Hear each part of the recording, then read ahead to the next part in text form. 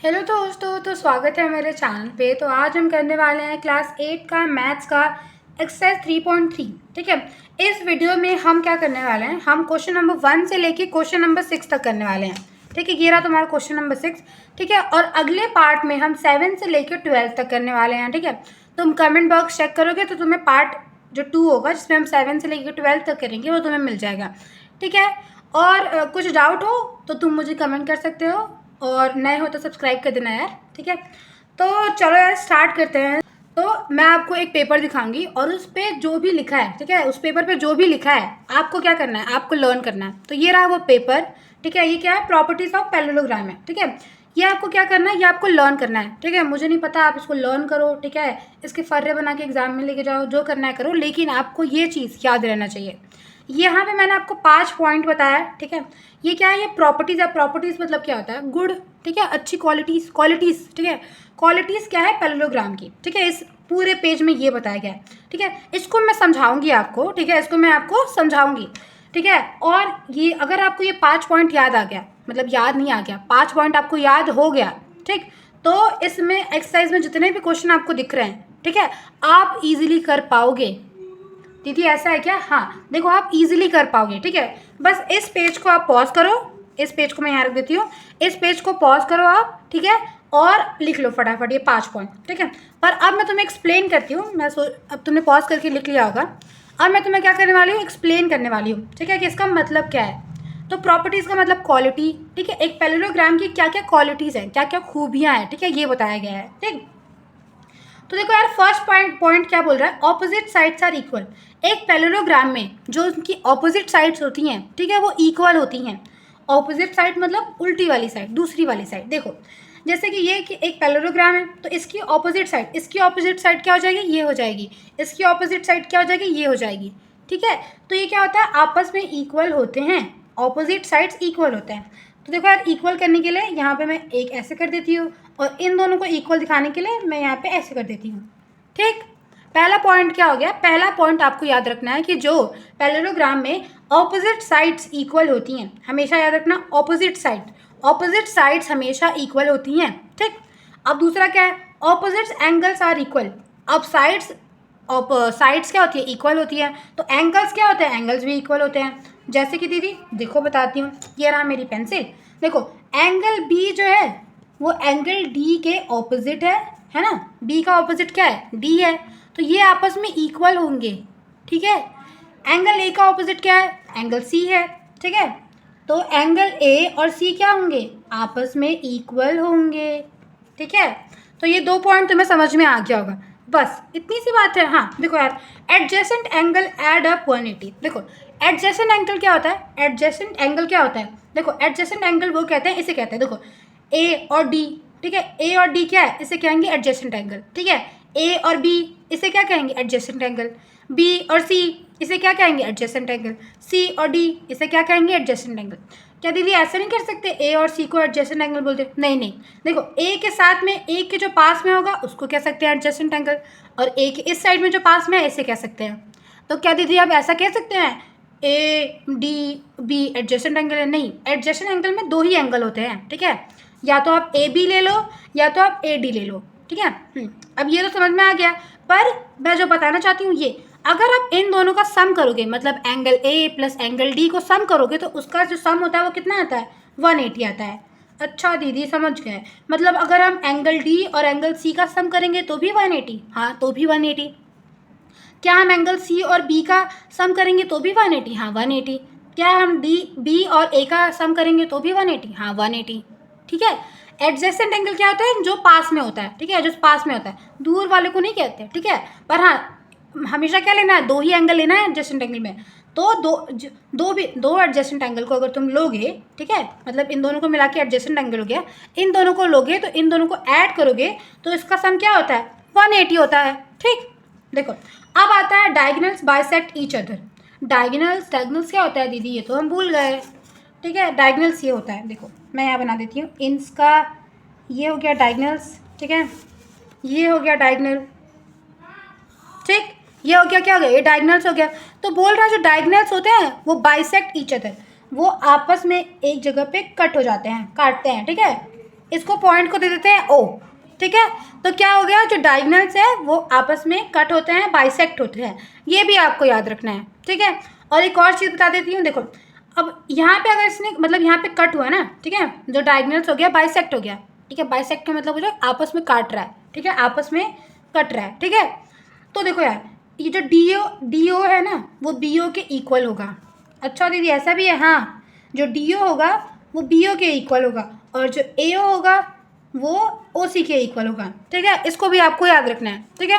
अब लास्ट वाला क्या है, opposite sides are parallel. Opposite sides मतलब दीदी ये दोनों, हाँ ये दोनों। देखो यार, ये जो साइड है ऑपोजिट साइड वो पैरेलल होती है। पैरेलल मतलब अगर आप इन्हें आगे लेके जाओगे, ठीक है, इन्हें आप आगे लेके जाओगे तो ये कभी भी आपस में बाइसेक्ट नहीं करेंगी, कभी भी आपस में ये मिलेंगी नहीं। कैसे, देखो अगर मैं इसको आगे लेके जाऊंगी तो ये आगे आगे जाएगा, इसको आगे लेके जाऊंगी तो ये आगे आगे जाएगा। क्या ये आपस में क्रॉस कर रहे हैं, क्या ये आपस में ऐसा क्रॉस कर रहे हैं, नहीं कर रहे हैं, बस यही लिखा है, ठीक है। तो बस अगर जिसने यहाँ तक देख लिया बस ये पूरा एक्सरसाइज सॉल्व हो गया, ठीक है।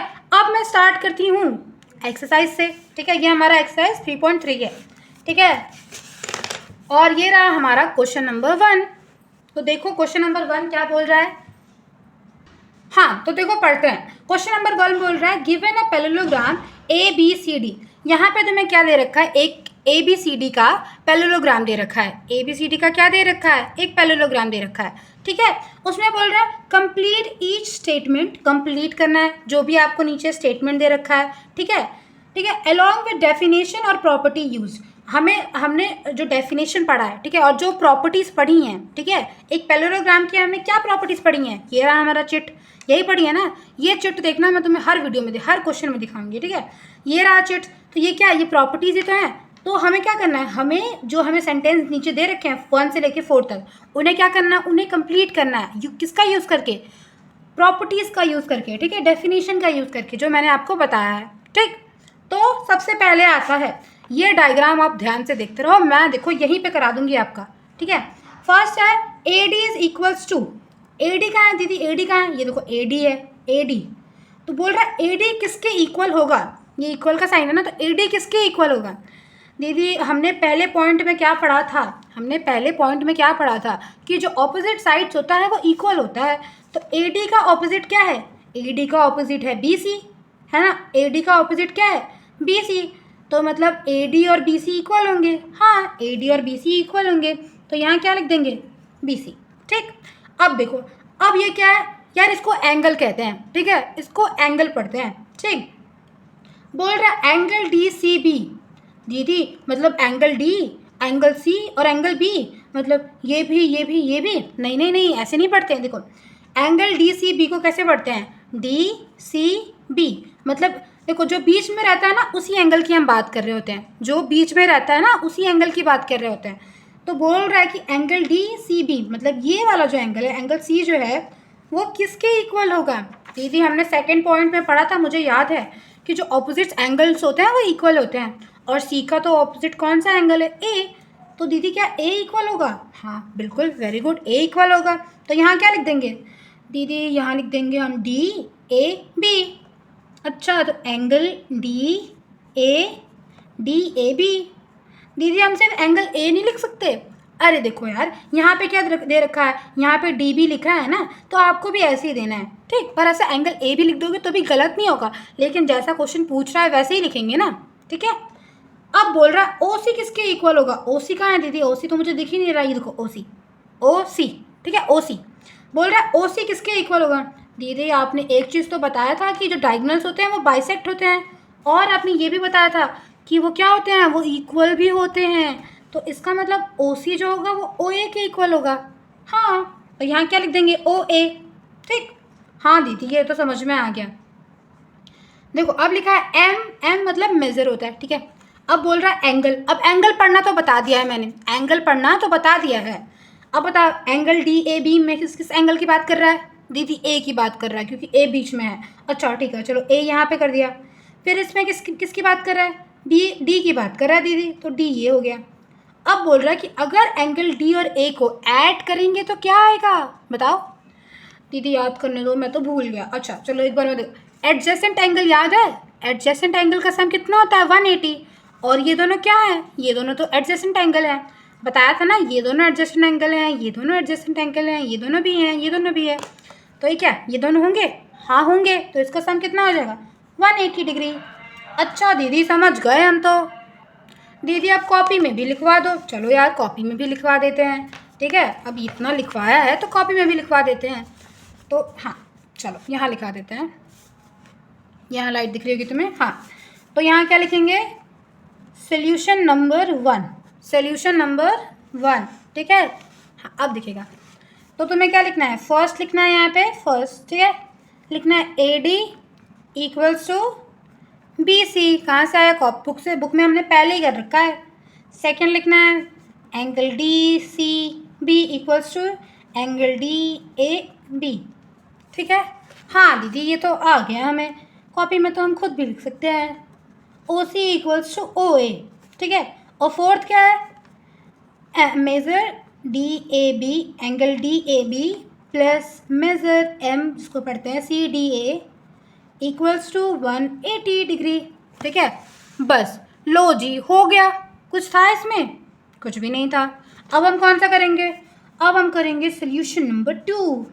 दीदी सोल्यूशन नंबर 2 में ना बहुत सारे क्वेश्चंस हैं, बहुत सारे, बहुत सारे क्वेश्चंस तो हैं, बट कोई बात नहीं, देखो हम एक एक करके करेंगे और सब क्वेश्चन क्लियर हो जाएगा, ठीक। तो चलो अब क्वेश्चन नंबर 2 क्या कह रहा है एक बार पढ़ लेते हैं। कितने पार्ट्स हैं, 1 2 3 4 5 पार्ट्स हैं। पाँचों पार्ट को इतने आसानी से करवा दूंगी कि तुम्हें एकदम कहोगे क्या बात है। देखो क्वेश्चन नंबर 2 क्या कह रहा है, पेंसिल लेते हैं क्योंकि बुक में हम क्या कर रहे हैं, बुक में हम पेंसिल से करते हैं। देखो, consider the following parallelogram and find the value of unknown XYZ। देखो यार यहाँ पे तुम्हें ना बहुत सारे पैरेललोग्राम दे रखा है, ठीक है।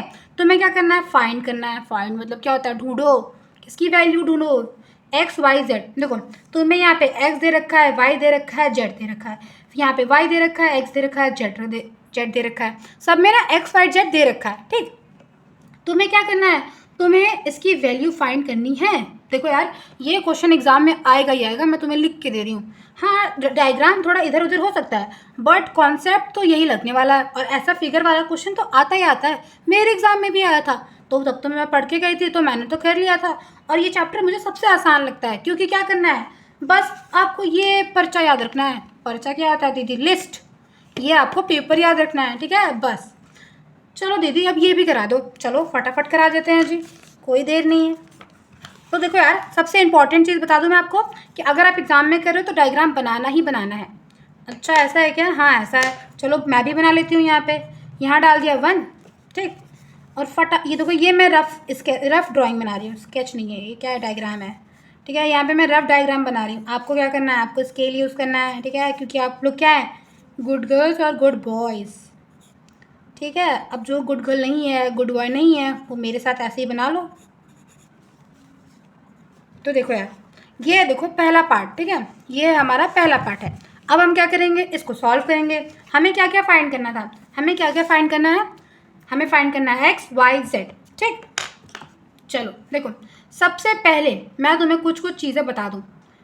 अब देखो इस फिगर में हमें सब किसकी वैल्यू दे रखी है, 100 की वैल्यू दे रखी है, ठीक है, और 100 की वैल्यू तो दे रखी है।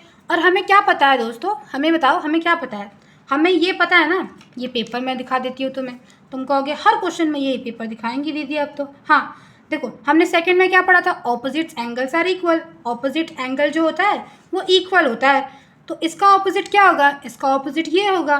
तो हम क्या लिखेंगे यहाँ पे, y equals to 100, y equals to 100, और यहाँ लिख देंगे बिकॉज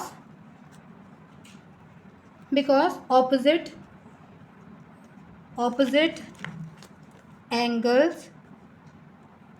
एंगल्स आर इक्वल, ठीक है, क्योंकि ऑपोजिट एंगल्स क्या होते हैं, ऑपोजिट एंगल इक्वल होते हैं, इसीलिए जो y की वैल्यू क्या आएगी, 100 आएगी।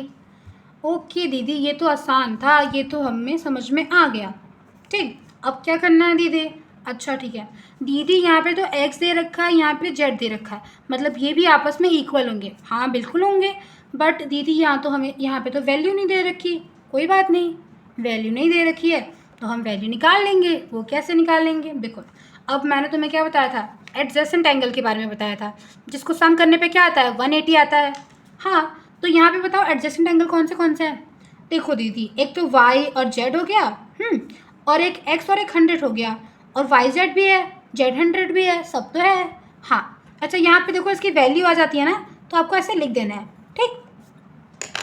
तो देखो यार, मैं ये दोनों एडजेसेंट एंगल ले रही हूँ, आप ये दोनों भी ले सकते हो, ये दोनों भी ले सकते हो, आंसर सेम ही आएगा मेरे प्यारे बच्चों, ठीक।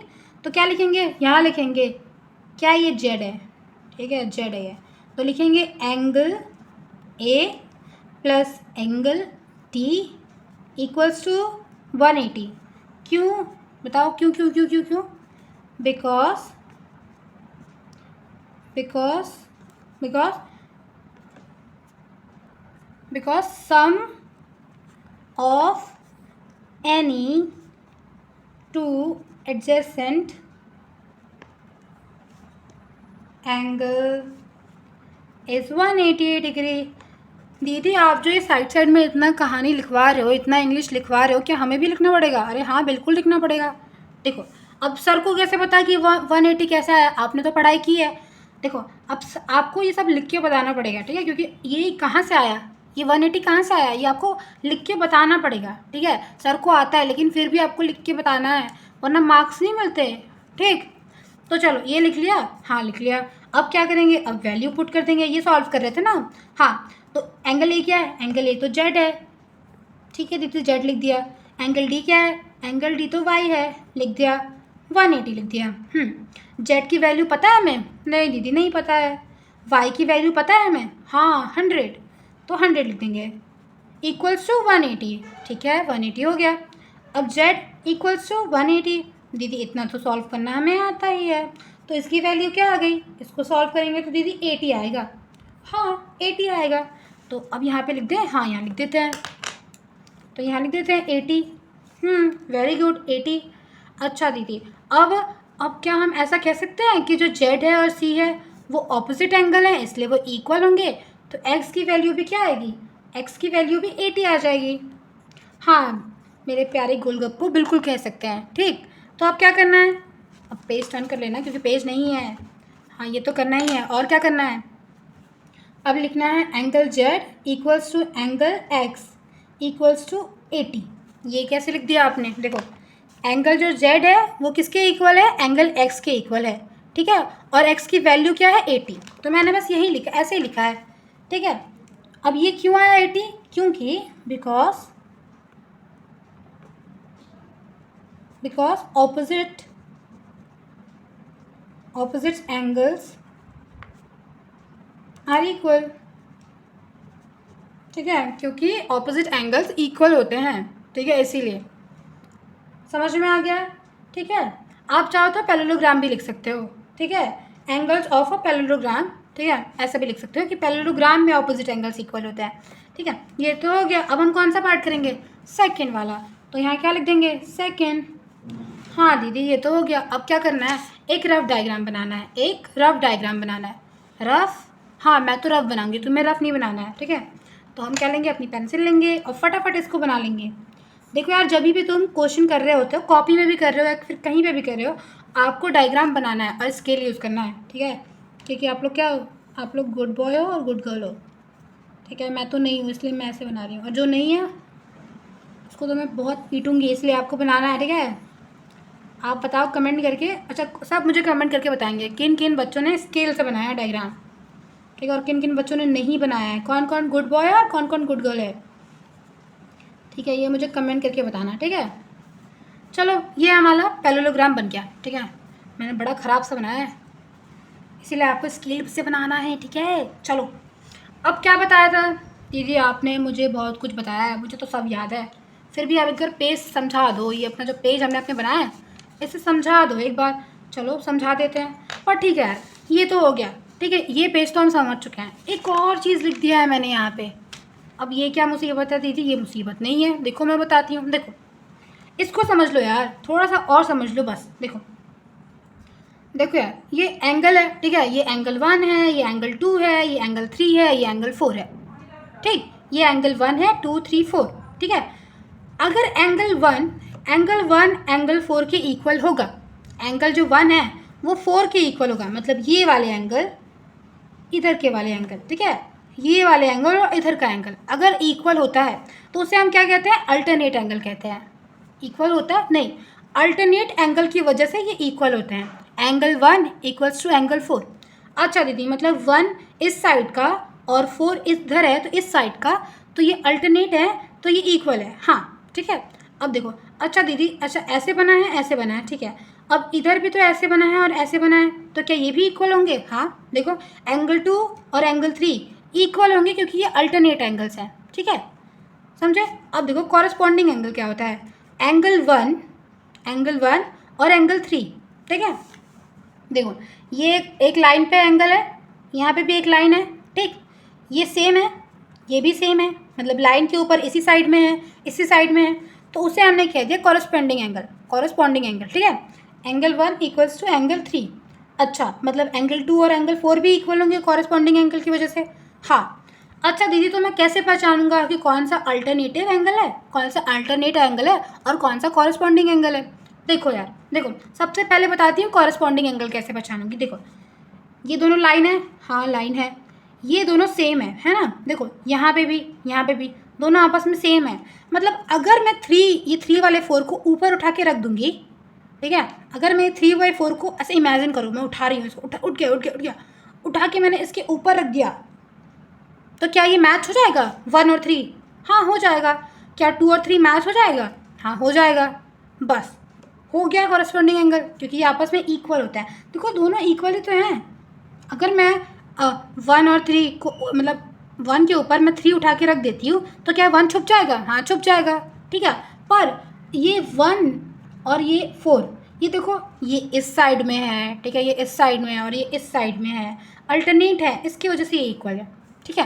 क्वेश्चन करेंगे समझ में आ जाएगा, और ठीक है, बाकी ये भी लिख लो, ठीक है, पॉज करके लिख लो, ठीक है, 1 2 3 बस। चलो अच्छा दीदी, अभी देखने दो मुझे, कुछ कुछ चीज़ें तो मुझे पता है। अच्छा चलो बताओ क्या पता है। ये वाला जो एंगल होता है वो 50 होगा। हाँ 50 होगा, पर दीदी ये वाला एंगल तो पूछा ही नहीं है हमसे, तो पूछा है एक्स वाई जेड। अच्छा चलो ठीक है, इसका हम नाम रख देते हैं ए। क्या दीदी हम नाम भी रख सकते हैं? हाँ रख सकते हो। अच्छा कुछ भी कर सकते हैं हम? हाँ कुछ भी कर सकते हो, पर ऐसा नहीं है, आपको बताना पड़ेगा कि आपने क्या किया है, ठीक। तो चलो इसका सोल्यूशन स्टार्ट करते हैं, ठीक है। बकवास तो हमने बहुत सारी कर ली, बातें बहुत सारी कर ली, ये सब चीज़ें सीख ली, अब इसका सोल्यूशन देखते हैं। तो देखो यार, सबसे पहले जो मैंने आपको बताया था, क्या बताया था कि एडजेसेंट एंगल का सम कितना होता है 180, और ये दोनों क्या है आपस में एडजेसेंट एंगल है। हाँ दीदी एडजेसेंट एंगल तो है, तो क्या लिखेंगे यहाँ पे, लिखेंगे 50 + x = 180, ठीक है। क्यों? क्योंकि ये क्या है, एडजेसेंट एंगल है, तो लिखेंगे सम ऑफ एनी टू, एक सेकेंड यहाँ पे दिखेगा तुम्हें, एडजेसेंट एंगल इज़ 180 डिग्री, ठीक है। ये समझ में आ गया क्यों लिखा, क्योंकि ये एडजेसेंट एंगल है, और 50 + x कर दिया। अब इसको सॉल्व कर लेंगे, ठीक है दीदी, फटाफट कर लेते हैं। x = 180 - 50, तो यहाँ पे आ जाएगा x = 130, ठीक है। इसको डब्बे में डाल देंगे क्योंकि x की वैल्यू क्या आ गई, x की वैल्यू आ गई 130। अच्छा दीदी, तो इसके ऊपर मैं लिख दूँ फटाफट से? हाँ लिख दो 130 डिग्री, ठीक। अच्छा तो दीदी एक चीज़ और आपने बताई थी कि ये ऑपोजिट एंगल्स हैं, तो ये इक्वल है, तो मतलब x और y क्या हो गया, इक्वल हो गए। तो क्या मैं लिख सकता हूँ? हाँ बिल्कुल लिख सकते हो। चलो लिखते हैं, क्या लिखेंगे, x = y, ये आपने z क्यों बना दिया, ये तो x है, सॉरी देखो, x = y = 130, ठीक है। क्यों? क्योंकि opposite angles are equal, opposite angles are equal, ठीक है दीदी, मतलब इसकी भी वैल्यू आ चुकी है, तो यहाँ पे लिख देते हैं 130। हाँ अब बताओ, x हमें मिल गया, y हमें मिल गया, पर z नहीं मिला हमें, z की वैल्यू क्या होगी? अच्छा हाँ, z की वैल्यू तो नहीं मिली, अब क्या करना पड़ेगा? अब मैं बताती हूँ। देखो पहले यहाँ पे लिख लो x = z और z = 130, ठीक है। और यहाँ पे लिख लो कॉरस्पॉन्डिंग एंगल, ये क्या लिखवा दिया, समझ में ही नहीं आया मुझे तो कुछ। मैं तो वीडियो छोड़ के भाग जाऊंगा, जल्दी समझाओ नहीं तो। अच्छा देखो, अब मैं इसको समझाती हूँ, ठीक है, कॉरेस्पॉन्डिंग एंगल समझाती हूँ मैं। देखो ठीक है, अब मैं जो यहाँ पे कलाकारी करूँगी, ठीक है, जो मैं यहाँ पे लाइन ड्रॉ करूँगी आपको नहीं करना है, ठीक, बता देती हूँ। देखो इसमें मैंने क्या समझाया था, इसमें मैंने क्या बताया था, कॉरेस्पॉन्डिंग मतलब अगर मैं इसको उठा के ऊपर रख दूँ तो ये दोनों सेम हो जाना चाहिए। देखो अगर मैं यहाँ पे ऐसे लाइन ड्रॉ करती हूँ, ठीक है, इसे समझाने के लिए कर रही हूँ, तो ये कहीं तुम्हें कॉरेस्पॉन्डिंग एंगल की तरह नहीं दिख रहा है। जैसे कि ये देखो, मैंने एंगल 1 किसके इक्वल है, 3 के। यहाँ पे क्या है, जेड किसके बराबर है, एंगल 1 के, और एक्स किसके बराबर है, 3 के। तो एंगल 1 और 3 क्या है, कॉरेस्पॉन्डिंग एंगल है। अच्छा ऐसा, हाँ ऐसा, ठीक है, तो इसकी वैल्यू क्या आ गई, 130। समझ गए हम तो, स्मार्ट हैं हम। तो देखो इसकी वैल्यू आ चुकी है, ठीक। चलो अब हम कौन सा पार्ट करेंगे, थर्ड पार्ट करेंगे। थर्ड पार्ट क्या है हमारा, थर्ड पार्ट ये रहा। अब मैं फटाफट विदाउट डायग्राम तुम्हें करके दिखा रही हूँ, पर तुम हो गुड बॉय और गुड गर्ल्स, तो तुम क्या करोगे, हम डायग्राम बनाएंगे, ठीक है। चलो यहाँ दिख नहीं रहा होगा तुम्हें, हाँ दिखाती हूँ। हाँ देखो, सबसे पहले मैं तुम्हें बता देती हूँ इसमें कुछ चीज़ें। देखो यहाँ पे है जेड, ठीक, यहाँ पे है 30, यहाँ पे है वाई और यहाँ पे है एक्स, ठीक है। तो देखो यार ये क्या है, ये दोनों एंगल, ये 90 डिग्री है, ये क्या है, ये है 90 डिग्री, ठीक। अब इसको सॉल्व करना है, ठीक है।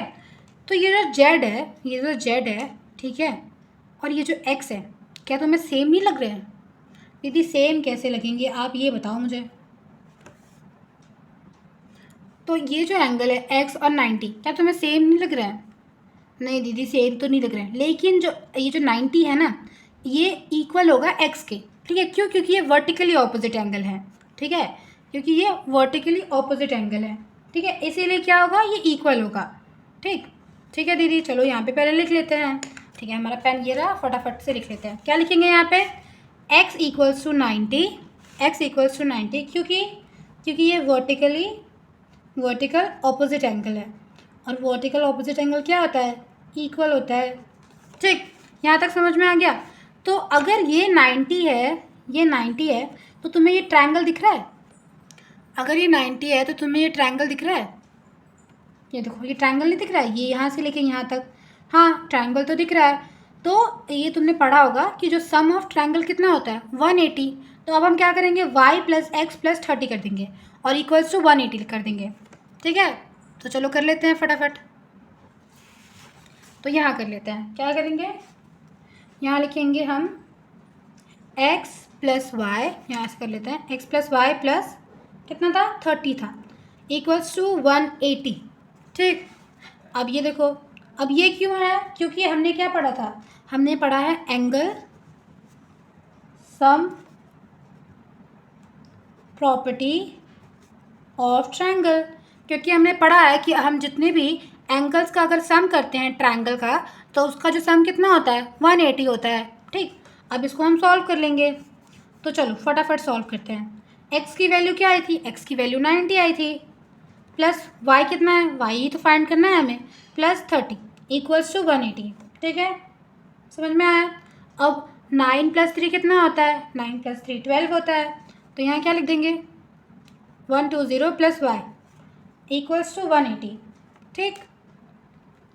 तो अब यहाँ पे y इक्वल्स टू 180 माइनस 120, फिर y इक्वल्स टू कितना आ जाएगा, 60, ठीक। हाँ 60 तो आ गया। अब यहाँ देखो y की वैल्यू क्या आ गई दोस्तों, y की वैल्यू आ गई 60, ठीक है। चलो अगले में हम डायग्राम बना लेंगे, ताकि क्योंकि देखो यहाँ पे थोड़ा दिक्कत हो रहा होगा तुम्हें देखने में भी, ठीक। तो y की वैल्यू क्या आ गई, 60 आ गई। और पर अभी भी हमें किसे फाइंड करना है, हमें जेड फाइंड करना है। तो देखो यार, अब यहाँ पे क्या लगेगा, अल्टरनेट एंगल लगेगा। अब यहाँ क्या लगेगा, अल्टरनेट एंगल लगेगा। अल्टरनेट कैसे, देखो एंगल 2 किसके इक्वल है, ये देखो यहाँ पे ऐसे है ना, ये लाइन तुम्हें दिख रही होगी, हाँ हमारे पास भी लाइन है। यहाँ पे तुम्हें एक एंगल दिख रहा होगा, हाँ हमारे पास ये भी एंगल ही है, ठीक है। तो ये जो एंगल है, ये जो एंगल किसके इक्वल है, 3 के इक्वल है। ये जो एंगल है ये किसके इक्वल है, 3 के इक्वल है, क्योंकि अल्टरनेट एंगल है, ठीक है। तो ये जो y होगा वो किसके इक्वल होगा, z के इक्वल होगा।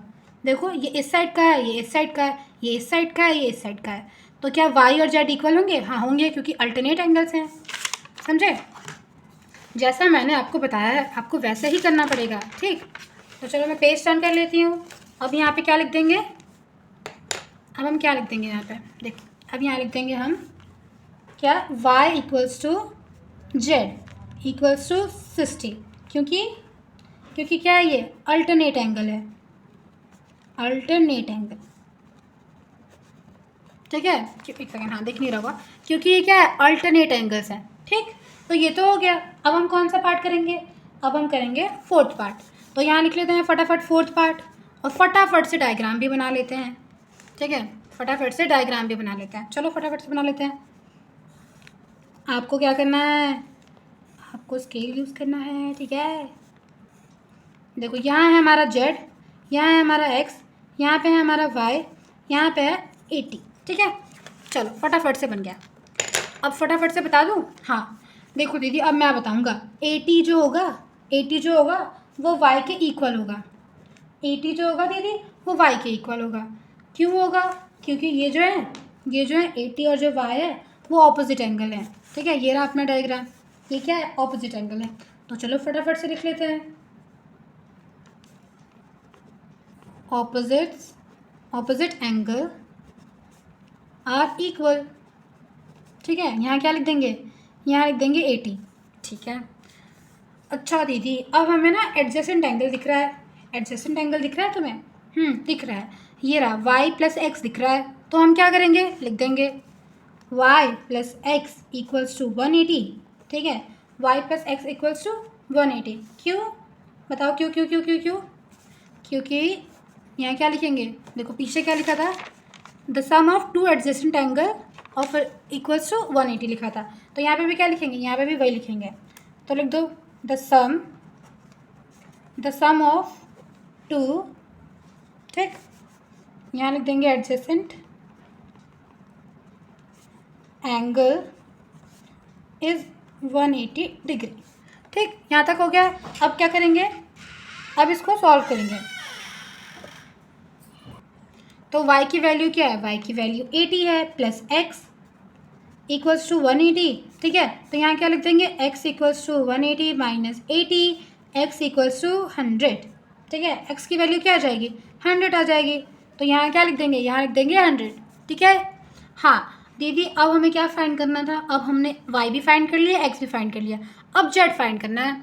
तो देखो दीदी यहाँ पे एक है, यहाँ पे भी है, ये तो मुझे कॉरस्पॉन्डिंग एंगल जैसा लग रहा है, क्योंकि अगर मैं इस एंगल को उठा के ऊपर वाले एंगल पे रखूँगा तो सेम हो जाएगा, ठीक है? तो हम क्या करेंगे, इसको लिख देंगे, क्या लिखेंगे, 80 equals to Z, 80 equals to Z, और क्या लिखेंगे यहाँ पे, देखो एक बार मैं यहाँ पे भी दिखा देती हूँ। यहाँ पे कौन सा, देखो एंगल 1 जो है, एक सेकेंड, हाँ जो एंगल जो 1 जो है वो 3 के इक्वल है। यहाँ पे एंगल 1 किसको ले सकते हैं, जेड को ले सकते हैं। देखो जेड और एंगल यहाँ रख देते हैं, देखो जेड एंगल 1, 80 एंगल 3, और ये दोनों क्या है, इक्वल है, किसकी वजह से, कॉरस्पॉन्डिंग एंगल की वजह से, ठीक है? तो फटाफट से लिख दो, फटाफट से इसको हटा देते हैं पेज को। हाँ चलो अब यहाँ लिख लो, क्या लिख दो, यहाँ लिख लो कॉरस्पॉन्डिंग एंगल, ठीक है? आपको थोड़ा एंगल ढूंढने में थोड़ा मुश्किल हो सकता है, बट एक बार आपने कर लिया तो आपको सब कुछ इजी लगेगा, ठीक है? तो ये तो हो गया। अब हम कौन सा करेंगे, फिफ्थ वाला करेंगे। फिफ्थ वाला कहाँ पे है, फिफ्थ वाला ये आखिरी वाला है, फटाफट से इसको भी कर लेते हैं। तो देखो यार यहाँ पे तो मैंने डायग्राम बना दिया, ठीक है? तुम भी बना लेना। अब देखो, अब सबसे पहले एक एक चीज़ें मैं तुम्हें बताती हूँ जो तुम्हें पता होगी, बट फिर भी मैं बता देती हूँ। देखो ये जो है एंगल y जो है, एंगल ये 112 के इक्वल है, क्योंकि ये ऑपोजिट एंगल है। तो क्या लिखेंगे दोस्तों, यहाँ लिख देंगे angle y equals to 112 degree, ठीक है? क्यों, क्योंकि क्या है ये ऑपोजिट एंगल आर इक्वल, क्योंकि ऑपोजिट एंगल क्या होते हैं, वो इक्वल होते हैं, ठीक है? ये तो हो गया। तो यहाँ क्या लिख देंगे, यहाँ पे 112 लिख सकते हैं, हाँ लिख सकते हैं दीदी, क्यों नहीं लिख सकते, बिल्कुल लिख सकते हैं। चलो अब तुम्हें एक चीज़ दिख रहा है क्या इसमें, जो मुझे दिख रहा है, पता नहीं दीदी आपको क्या दिख रहा है, हमें तो कुछ भी नहीं दिख रहा है यहाँ पे। ये देखो, ये तुम्हें ट्रायंगल दिख रहा है, ट्रायंगल, ये तो आपने ख़राब कर दिया। चलो ये तुम्हें ट्रायंगल दिख रहा है, हाँ दिख रहा है। तो क्या हम ये कर सकते हैं 40 + y + x इक्वल्स टू 180, हाँ कर सकते हैं। क्योंकि क्योंकि एंगल सम प्रॉपर्टी की वजह से, ठीक है? जो हमने पिछले क्वेश्चन में किया था, ठीक, पिछले के पिछले वाले में दिखा दूँ एक बार, कहाँ किया था, हाँ इस वाले क्वेश्चन में किया था, ठीक, क्योंकि इसमें भी क्या बन रहा था, ट्रायंगल बन रहा था, ठीक है। तो नेक्स्ट पेज टर्न करते हैं, नेक्स्ट पेज टर्न कर दिया, ठीक। अब क्या लिखेंगे यहाँ पे, अब यहाँ पे लिखेंगे angle y plus angle x plus 40 equals to 180, ठीक है। ये रहा तुम्हारा यहाँ से 40 y और x, ठीक है। अब क्या करेंगे, अब दीदी यहाँ पे लिख देंगे, क्या लिख देंगे, यहाँ लिख देंगे angle sum property of triangle. दीदी क्या ट्रायंगल लिखने की जगह बना सकते हैं, हाँ बना सकते हैं, मार्क्स तो नहीं कटेगा, नहीं कटेगा, बिल्कुल नहीं कटेगा, कौन काटेगा। अब एंगल y क्या है, एंगल y हमने निकाला था ना अभी, तो क्या है 112 प्लस एंगल क्या है, अरे एंगल x ही तो फाइंड करना है, 40 इक्वल्स टू 180, ठीक है। फिर क्या लिख देंगे x प्लस, इसको जब तुम ऐड करोगे तो क्या आएगा 251 इक्वल्स टू 180, ठीक। अब क्या लिखेंगे x equals to 180 minus 152, x equals to कितना आ जाएगा 28, ठीक है दीदी। तो x की वैल्यू तो आ गई, ठीक है, y की वैल्यू पता चल गई हमें, x की वैल्यू भी पता चल गई। अब हमें कौन सा वैल्यू फाइंड करना है, z फाइंड करना है। तो चलो एक बार डायग्राम देखिए अपना, हाँ चलो देख लेते हैं एक बार डायग्राम अपना। तो x की वैल्यू क्या आई थी 28, तो यहाँ पे 28 छोटा सा लिख दिया है, देखो। अब ये दोनों कौन सा एंगल हैं बताओ, ये वाले एंगल्स कौन से हैं, ये अल्टरनेट एंगल्स हैं, ठीक है, ये अल्टरनेट एंगल्स हैं। देखो ये इधर का है, ये इधर का है, तो ये अल्टरनेट एंगल है, तो ये क्या होगा, ये इक्वल होंगे। तो क्या लिखेंगे, पेज टर्न कर लेते हैं एक बार फिर से, हाँ। तो यहाँ पे क्या लिखेंगे, एंगल जेड, या एंगल जेड ना लिखिए, Z equals to X equals to 28, ठीक है। क्यों, क्योंकि ये क्या है अल्टरनेट एंगल्स है, अल्टरनेट एंगल की वजह से ये हो रहा है, ठीक है। यहाँ तक हो गया। अब हम कौन सा क्वेश्चन करेंगे, अब हम क्वेश्चन नंबर 3 करेंगे, ठीक। हाँ तो क्वेश्चन नंबर 3 क्या बोल रहा है, can a quadrilateral A B C B a parallelogram if, तो बोल रहा है क्वेश्चन नंबर, क्या एक क्वाड्रिलेटरल जो ए बी सी डी है, ठीक है, क्या वो पैरेललोग्राम है, ठीक है। अगर एंगल जो डी है प्लस बी है वो 180 है, तो क्या ये पैरेललोग्राम है। क्या जब ए बी और डी सी इक्वल है और ए डी 4 है, तो क्या वो पैरेललोग्राम है, ऐसे करके दे रखा है, ठीक है। तो चलो यार क्वेश्चन नंबर 3 फटाफट से करते हैं, ठीक है, क्वेश्चन नंबर 3 करते हैं। तो यहाँ पे क्या लिख लेंगे, यहाँ लिख लेंगे सोल्यूशन नंबर 3। और फर्स्ट पार्ट क्या दे रखा है, पहले तो एक पैरेललोग्राम बना लेते हैं हम यहाँ पे, ठीक है, ठीक है। यहाँ लिख दो ए बी सी डी, दीदी क्या बनाना पड़ेगा, हाँ बनाना पड़ेगा, ठीक है। तो यहाँ फर्स्ट पार्ट क्या है, फर्स्ट पार्ट है हमारा angle D plus B equals to 180, ठीक है। ये फर्स्ट पार्ट हमारा पूछ रहा है, लिख लिया हमने। अब हमें अच्छे से पता चल जाएगा, देखो एंगल डी कहाँ है, एंगल डी ये रहा, एंगल बी कहाँ है, ये रहा, ठीक है। इन दोनों का सम क्या हो रहा है 180 हो रहा है। अच्छा दीदी लेकिन ये तो एडजेसेंट एंगल नहीं है, तो क्या इनका सम 180 हो सकता है, हाँ हो सकता है, ठीक है। अगर ये एडजेसेंट एंगल नहीं है फिर भी 180 हो सकता है, बट ये इतना ही काफ़ी नहीं है कि आप बता सको कि ये एक पैरेललोग्राम है कि नहीं, क्योंकि पैरेललोग्राम में क्या क्या होना ज़रूरी है, उनके जो साइड्स हैं ऑपोजिट साइड्स इक्वल होना ज़रूरी है, ठीक है, ऑपोजिट एंगल्स इक्वल होना ज़रूरी है, ठीक है। तो ये सिर्फ इतने इन्फॉर्मेशन से आप ये नहीं कह सकते हो कि क्या है ये एक पैरेललोग्राम है। तो क्या लिखेंगे, इफ़, हाँ तो देखो यार मैंने ये लिख दिया ताकि तुम्हारा वीडियो ज़्यादा लंबी ना हो, ठीक है, वरना तुम भी बोर हो जाओगे।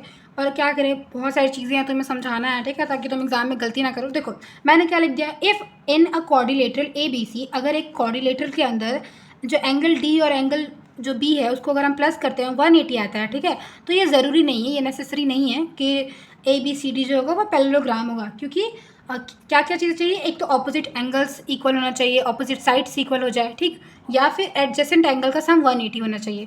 ये हो रहा है, ठीक है, बट इतने इन्फॉर्मेशन से आप ये नहीं कह सकते हो कि एक पैरेललोग्राम है, ठीक है।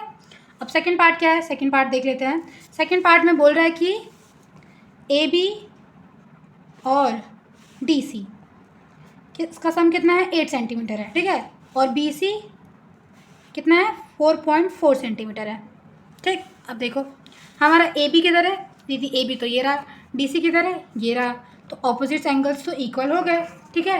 हाँ, ऑपोजिट्स एंगल तो इक्वल हो गए, पर एंगल बी सी क्या है, बी सी तो ये है और ये तो दे ही नहीं रखा है, तो ये तो ऑपोजिट्स एंगल इक्वल नहीं हुआ इसका, तो है ना, ये दोनों तो इक्वल हैं, ए बी तो इक्वल है, डी सी भी इक्वल है, बट ये क्या, ये बी सी के साथ ये इक्वल है, नहीं दीदी ये तो इक्वल नहीं है, ठीक है, ये तो इक्वल नहीं है, और बी सी के अलावा और कुछ दे नहीं रखा है। अच्छा ये देखो ए डी दे रखा है, सॉरी सॉरी यहाँ पे दे रखा है ए डी भी दे रखा है। अच्छा देखो, हाँ मुझे लगा नहीं दे रखा है, अगर दे रखा है या नहीं दे रखा है, ठीक है। देखो अब बता रहा है बी सी क्या है, ये 4.4 है, ठीक है, और ए डी दे रखा है 4 सेंटीमीटर। देखो अगर सिर्फ ये दिया होता, ये नहीं दिया होता तो भी इक्वल नहीं होता, दे दिया है फिर भी चलो देखो इक्वल नहीं है, 4 सेंटीमीटर और 44 सेंटीमीटर, तो क्या ये इक्वल है, नहीं इक्वल है, ऑपोजिट एंगल तो इक्वल ही नहीं है। पर दीदी एक तो है, एक से कुछ नहीं होता, दोनों होने चाहिए, तो क्या लिख देंगे, नो, बड़ा बड़ा लिख देंगे no, opposite side must be equal, opposite side equal होना ज़रूरी है, ठीक। अब हम कौन सा पार्ट करेंगे, थर्ड पार्ट करेंगे। थर्ड पार्ट क्या है हमारा, थर्ड पार्ट बोल रहा है एंगल ए जो है, एंगल ए कहाँ है, ये रहा, एंगल ए जो है वो है 70, ठीक है, और एंगल सी क्या है 65। देखो एंगल ए है 70 और एंगल सी है 65, क्या ऑपोजिट एंगल इक्वल है, नहीं, तो क्या लिख देंगे, नो क्यों लिख देंगे, क्योंकि opposite angle must be equal, opposite angle must be equal, ठीक है। अच्छा चलो ये भी लिख ही देते हैं, क्या ही करना है, ठीक है, opposite angle must be equal, ठीक। तो ये हो गया तुम्हारा पूरा सोल्यूशन।